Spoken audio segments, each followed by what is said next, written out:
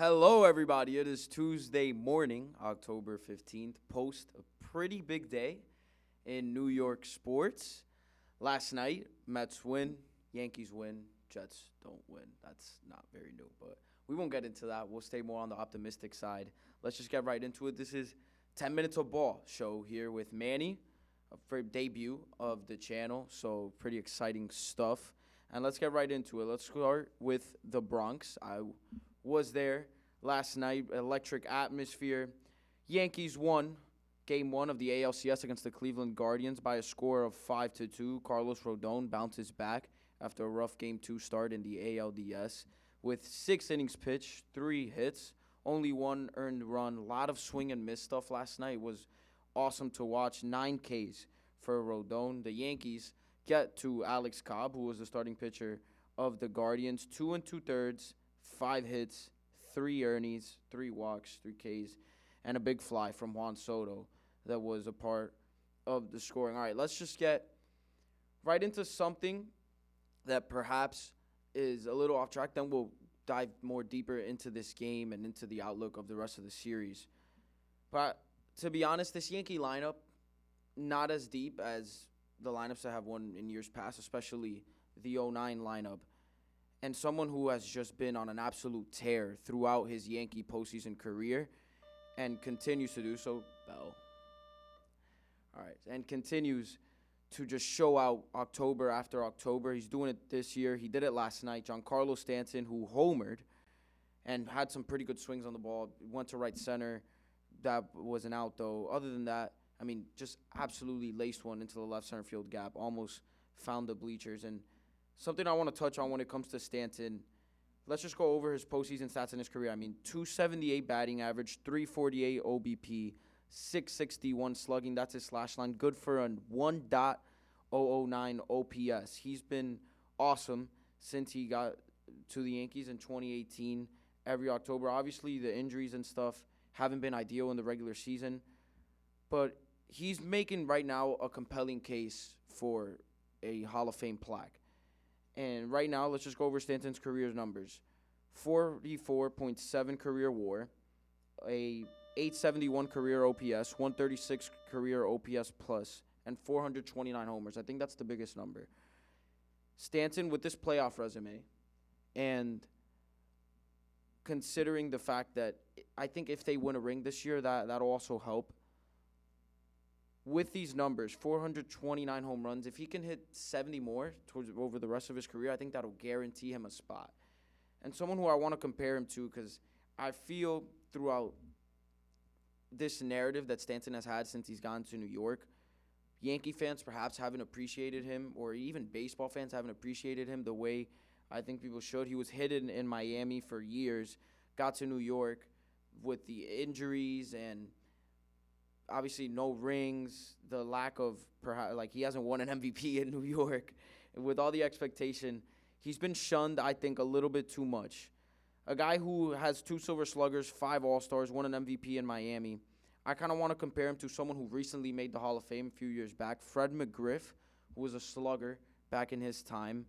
The WAR is pretty similar, 52.6 for Fred McGriff. Usually the threshold that you want to get to is 60 and above. That almost guarantees your spot in Cooperstown, unless obviously you got popped for steroids. Same thing. Everyone who has hit 500 or more home runs has made it to the Hall unless they are part of a Hall of Fame scandal. So the career numbers, 493 home runs, 134 OPS plus. So Stanton beats him in OPS plus, beats him in OPS. He beats him in slugging percentage. McGriff beats him in on-base percentage and batting average. Other than that, pretty similar. Stanton still has some years left. He's 34. He has some years left on his deal, and maybe past his deal or sign a 1-year deal. I think he's on his way to Cooperstown. Right now, he's the anchor of the Yankee lineup. That is without a doubt. With the way Judge has been hitting, the way Wells has been hitting, him in the 5 spot, he's been probably the most important hitter in that entire lineup. So let's just move right onto that.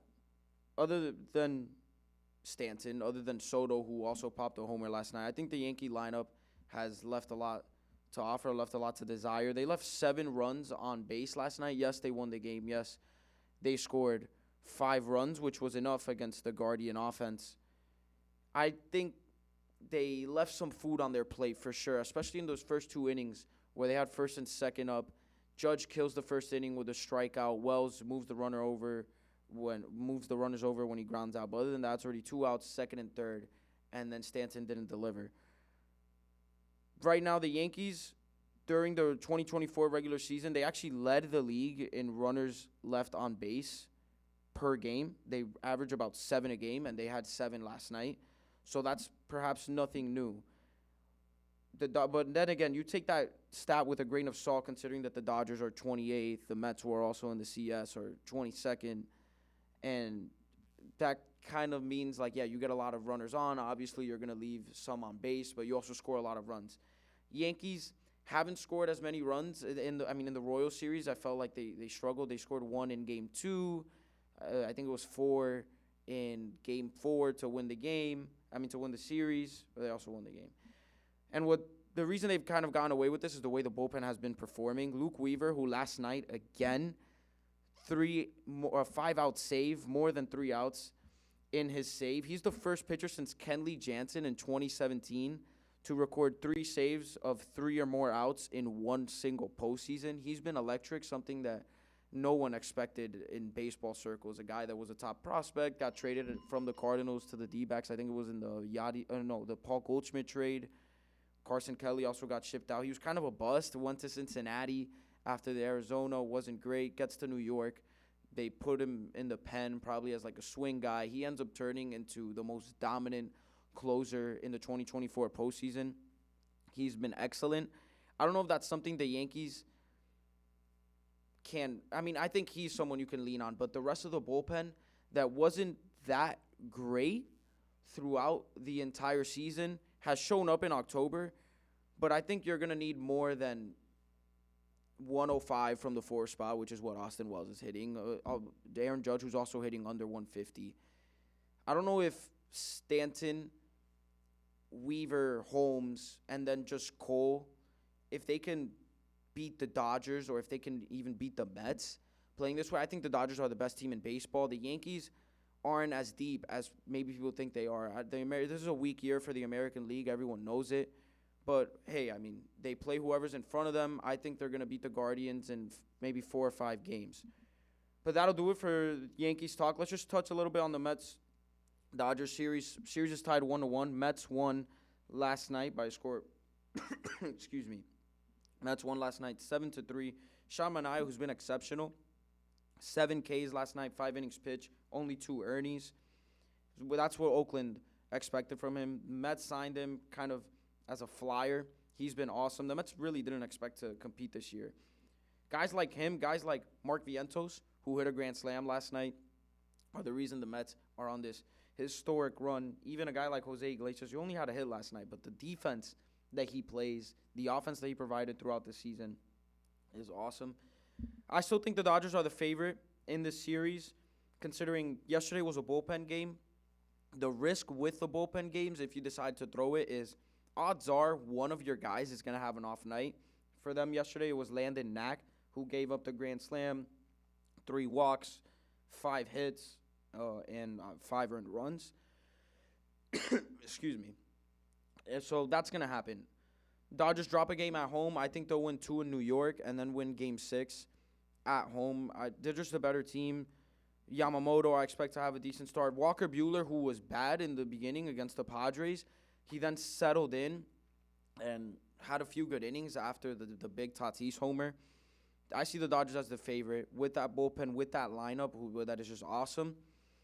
They're the favorite in this series, and I think they might be the favorite in the entire league. I'll put my bias aside.